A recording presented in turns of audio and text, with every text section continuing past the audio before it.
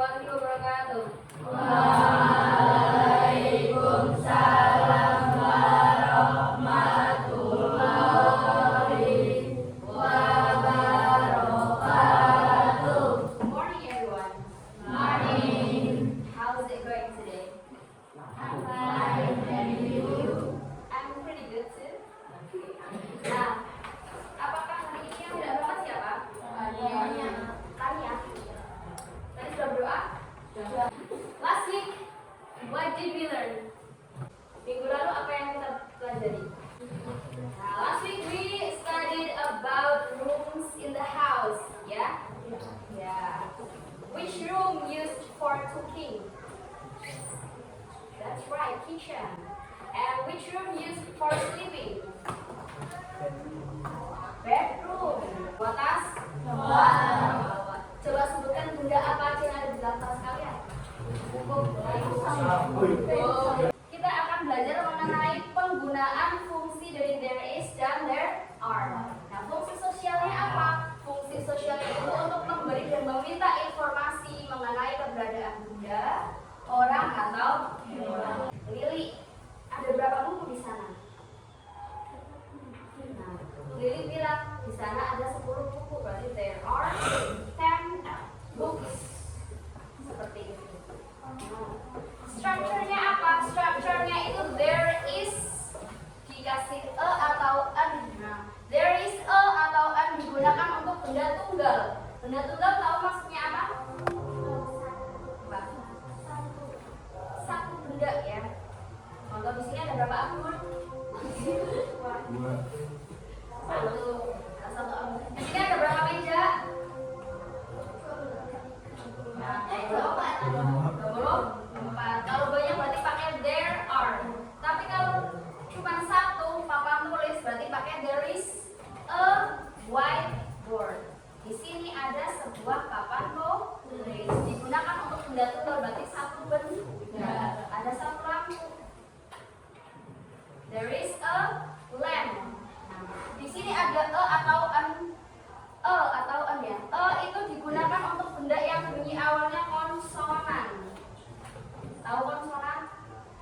Konsonan itu selain a, i, u, e, o. Vokal itu a, i, u, e, o.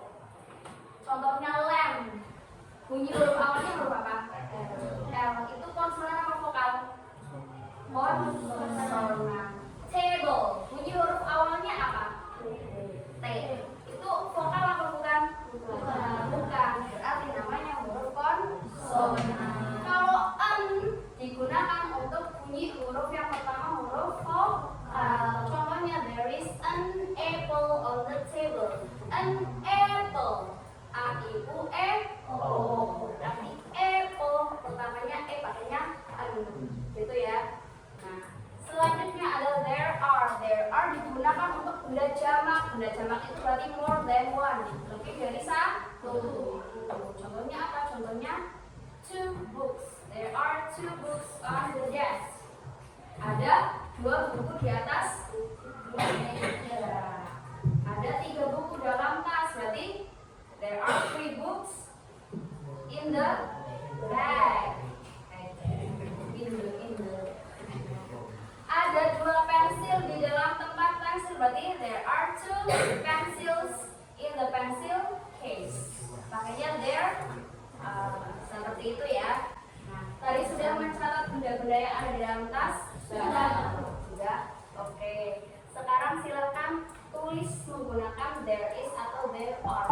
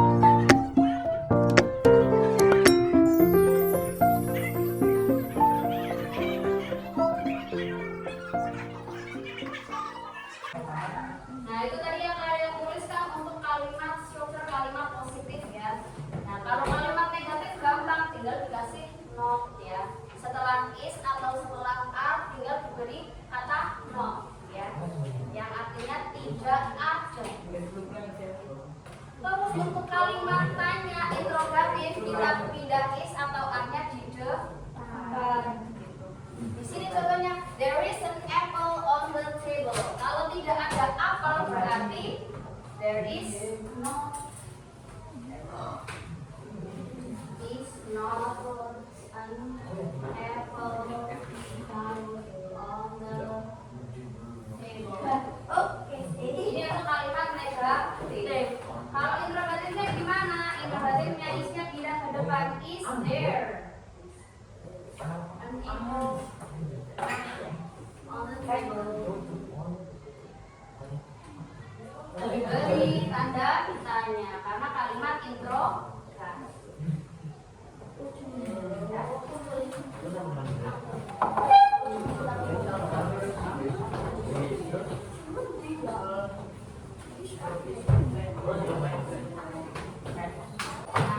Jadi penggunaan there is and there are tujuan umumnya adalah untuk meminta atau memberikan informasi mengenai keberadaan orang, benda atau hewan. Seperti itu ya. Nah, rumusnya di sini ada positif, negatif, dan interrogatif. Positif contohnya there is a atau a something ya. Contohnya there is an apple on the table. There is a pair of shoes under the table. Yang atas artinya ada sebuah apel di atas meja. Yang bawah artinya ada sepasang sepatu di bawah meja.